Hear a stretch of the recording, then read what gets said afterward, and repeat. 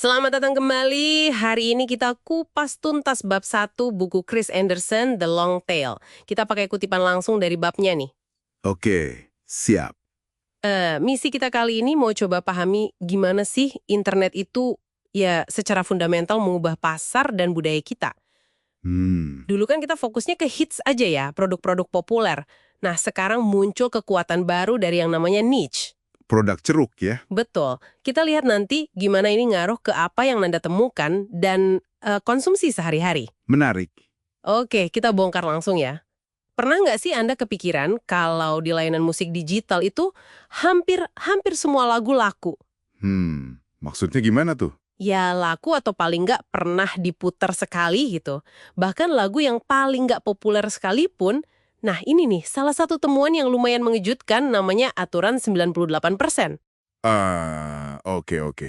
Pernah dengar sekilas. Ini yang mengubah banyak hal ya berarti? Iya banget. Nah, sebelum era internet kan, pilihan kita tuh terbatas banget. Anderson nyebutnya tirani lokalitas. Tirani lokalitas, ya. Keterbatasan fisik gitu ya? Iya, betul. Kayak terbatasnya rak di toko kaset atau CD, kayak ya Walmart gitu. Terus jumlah layar bioskop, slot siaran TV, radio. Jadi cuma yang paling laku, yang potensi untungnya besar aja yang bisa tampil. Persis, cuma produk hits yang dapat tempat. Ya masuk akal sih. Itu kan ekonomi kelangkaan namanya. Pengecer, ya gimana ya, terpaksa fokus ke barang yang potensi jualnya paling tinggi. Buat nutupin biaya-biaya ya. Iya, buat nutup biaya sewa tempat, biaya operasional, macam-macam lah. Akibatnya ya gitu, produk yang peminatnya sedikit, pasarnya ada sih, tapi ya dianggap nggak ekonomis aja buat dijual di toko fisik. Terus, nah datanglah era internet. Muncul pemain kayak Amazon, Netflix, terus layanan musik kayak Rhapsody dulu. Mereka bawa konsep rak tak terbatas. Bener, coba bandingin aja. Walmart mungkin cuma bisa pajang katakanlah 4.500 CD unik. Udah banyak itu ya kalau toko fisik. Iya, tapi Rhapsody bisa nawarin jutaan lagu. Gila kan bedanya? Jauh banget. Kayak buka gudang harta karun yang tadinya nggak kelihatan gitu ya. Nah, di sini inti long tail-nya, kan? Betul. Jadi kalau kita gambar kurva permintaan gitu ya, ada kepala kurva, bagian yang pendek tapi tinggi, itu isinya sedikit produk hits yang populer banget. Oke. Terus ada ekor kurva. Ini bagian yang landai tapi panjang banget. Nah isinya ini jutaan produk niche, produk ceruk tadi. Masing-masing mungkin lakunya dikit-dikit aja. Tapi karena jumlahnya banyak banget, Nah itu dia poinnya. Yang revolusioner itu, kalau semua penjualan di ekor panjang ini dijumlahin, total nilainya itu bisa jadi sama besar atau bahkan lebih besar dari total penjualan si produk hits di kepala kurva tadi. wow. Jadi pasar yang tadinya dianggap remeh, ini ternyata gede juga ya secara kolektif. Gede banget. Anderson kan nemuin ini pas dia ngobrol sama CEO Ekas.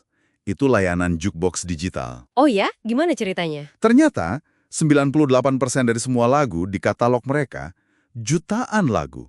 Itu ada aja yang muter minimal sekali sebulan. 98%, hampir semuanya dong. Hampir semua.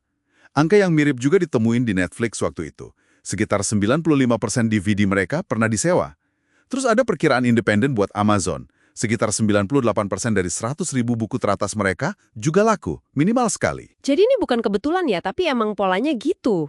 Iya, kayaknya ini nunjukin bentuk permintaan asli konsumen yang selama ini nggak kelihatan karena terhalang kelangkaan fisik tadi. Jadi selera kita itu sebenarnya jauh lebih beragam ya dari yang disajiin toko fisik. Bisa dibilang gitu. Bukan berarti semua produk di ekor itu bagus ya. Tapi ini bukti ada pasar yang signifikan buat macam-macam selera, jauh di luar mainstream. Kita pindah ke ekonomi kelimpahan. Ada contoh kasus bagus nih, buku Touching the Void. Pernah dengar? Oh, yang soal pendakian gunung itu ya? Iya. Buku ini udah lama, penjualannya udah hampir nol. Tapi pas ada buku lain yang mirip, Into Thin Air jadi bestseller. Ah, yang John Krakauer itu? Nah, iya. Orang-orang mulai ngomongin Touching the Void lagi di ulasan online Amazon. Terus algoritma Amazon nangkep ini. Jadi direkomendasiin gitu? Betul. Touching the Void direkomendasiin ke orang yang beli Into Thin Air. Hasilnya, buku lama nih, jadi laku keras lagi. Bahkan katanya, sampai ngalahin penjualan Into Thin Air itu sendiri. Wah, gila juga ya. Itu nggak mungkin terjadi kalau cuma ngandelin toko buku biasa. Nggak mungkin, raknya nggak cukup, nggak ada yang ngerekomendasiin juga.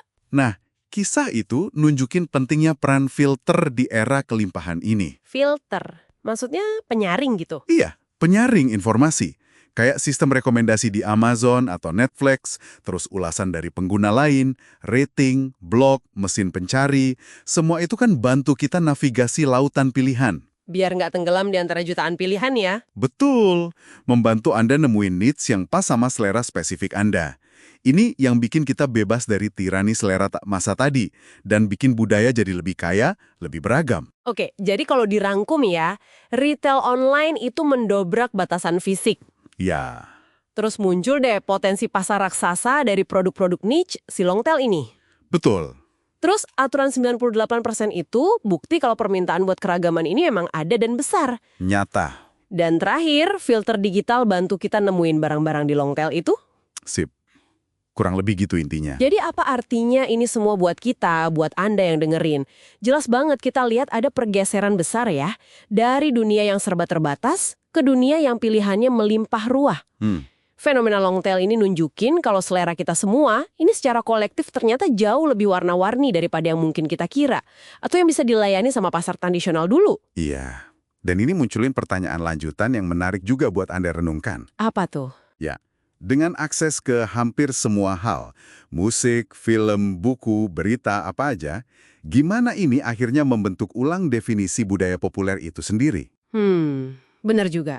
Apakah kita jadi makin terpecah-pecah seleranya, masing-masing di gelembungnya sendiri, atau justru sebaliknya, kita jadi lebih kaya secara budaya karena bisa eksplorasi keragaman yang tanpa batas ini? Pertanyaan bagus itu. Sesuatu untuk dipikirkan ya. Iya. Oke, itu dia penelusuran kita untuk bab 1 The Long Tail. Semoga ada perspektif baru yang bisa Anda dapatkan. Sampai ketemu lagi di pembahasan berikutnya.